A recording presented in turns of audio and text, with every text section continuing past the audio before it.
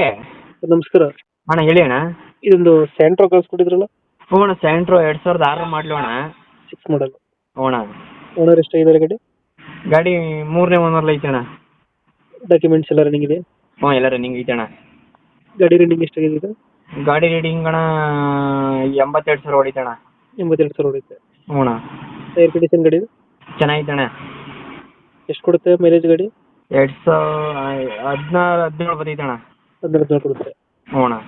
ಗಾಡಿ ಫೀಚರ್ಸ್ ಏನು ಬರ್ತವೆ ಗಾಡಿದು? ಫ್ಯೂಚರ್ಸ್ ಅಣ್ಣ, ಟಚ್ ಸ್ಕ್ರೀನ್, ಪವರ್ ಸ್ಟೇರಿಂಗ್ ಅಣ್ಣ, ಹಾಂ, ಪವರ್ ವಿಂಡೋ ಐತೆ ಅಣ್ಣ. ಹೊರಗಡೆ ಬರುತ್ತೆ. ಹ್ಞೂ ಅಣ್ಣ. ಸೆಂಟ್ರಲ್ ರಿಂಗ್ ಇದು?